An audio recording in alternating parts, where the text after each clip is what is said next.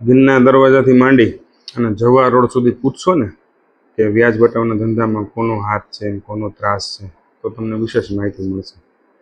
બીજું કે એક પરિવાર એક હોદ્દો પાર્ટીનો નિયમ છે, પાર્ટીનું શિસ્ત છે કે એક પરિવાર એક હોદ્દાની જ્યારે વાત આવતી હોય છે ત્યારે ભારતીય જનતા પાર્ટી આ વખતે જુનાગઢ મહાનગરની ટીમમાં 13થી વધુ સમાજોને સાંકળી ને સારામાં સારા દરેક સમાજમાંથી નેતૃત્વ મળે એવો આપણે પ્રયત્ન કર્યા છે.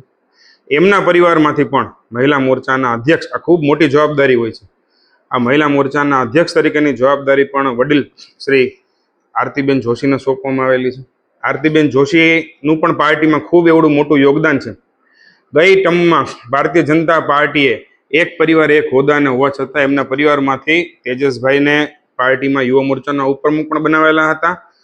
પાર્ટીએ આરતીબેનની આટલા વર્ષોની કામગીરી જોઈને અને પણ પાર્ટીએ એમને પણ વિધાનસભાના પ્રભારી હોય, એક ટર્મ કોર્પોરેટર હોય, જિલ્લામાં જે લોકસભા વખતે ગીર સોમનાથ જિલ્લાના પ્રભારી હોય, પાર્ટી એમને અલગ અલગ પ્રદેશ સ્તરની ખૂબ મોટી જવાબદારીઓ સોંપવામાં આવેલી છે. બાળ વિકાસ આયોગના એક ડાયરેક્ટર તરીકે પણ બેને જવાબદારી સંભાળી છે. ત્યારે આ પણ અવડી મોટી જવાબદારી હોવા છતાં પરંતુ આ વખતે પાર્ટીએ અલગ અલગ જે ફોરમમાં દરેકને જવાબદારી સોંપવામાં આવી છે એમાં પણ આ બેનને જવાબદારી સોંપવામાં આવી છે. મારી એટલી જ વિનંતી છે કે આવી ક્યારેક ભાજપમાં નરેન્દ્રભાઈ પણ એવું કહેતા કે મારી પાસે મુખ્યમંત્રી કે નરેન્દ્ર મોદીનું પદ, પ્રધાનમંત્રીનું પદ હોવા છતાં હું કાર્યકર્તા છું ને આ એક મોટી તાકાત છે ને મારા માટે ગર્વની વાત છે કે હું કાર્યકર્તા છું.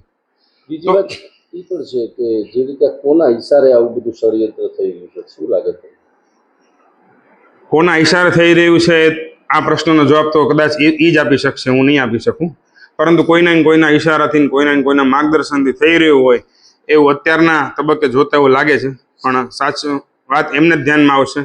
પણ કંઈક ને કંઈક મને એવું લાગે છે કે આ સસ્તી પ્રસિદ્ધિ કરવા માટે શિસ્તભંગના પગલાઓ પણ કંઈક ને કંઈક આમની ઉપર લેવા જોઈએ.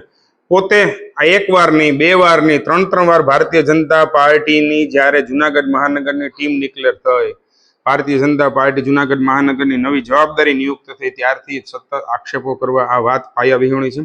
અને કંઈક ને કંઈક પાર્ટીએ મને શું આપ્યું એની સાથે સાથે આ પણ આત્મમંથન કરવાની જરૂર છે કે મેં પાર્ટીને શું ને કેટલું આપ્યું.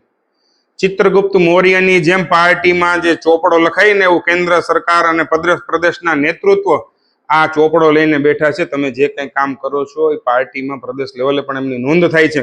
પ્રદેશમાં કોઈ રજૂઆત કરી છે?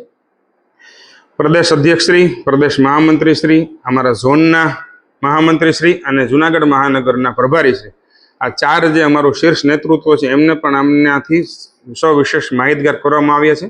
અને એમને પણ આ પૂરા કેસની માહિતી છે. એમની પણ લાગણી એવી છે કે એક પરિવારમાં આરતીબેનને જ્યારે એવડી મોટી જવાબદારી સોંપવામાં આવી છે ત્યારે આવું શું કામ થઈ રહ્યું છે, આ માટે પ્રદેશ પણ ચિંતિત છે.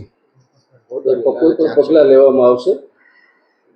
ભારતીય જનતા પાર્ટીના શીર્ષ નેતૃત્વને આ પૂરતી જાણ થતા એમને ચર્ચા કરીને વહેલી તકે આમની ઉપર કોઈને કોઈ શિસ્તભંગના પગલાં લેવાય એવા પ્રયત્નો ચાલી રહ્યું છે. અને સસ્તી પ્રસિદ્ધિ માટેનું જ આ કાવતરું છે એવું ચોક્કસપણે લાગી રહ્યું છે. હોદ્દાની લાલસા માટે આ પ્રમાણેનું આ કાર્ય કરી રહ્યા છે.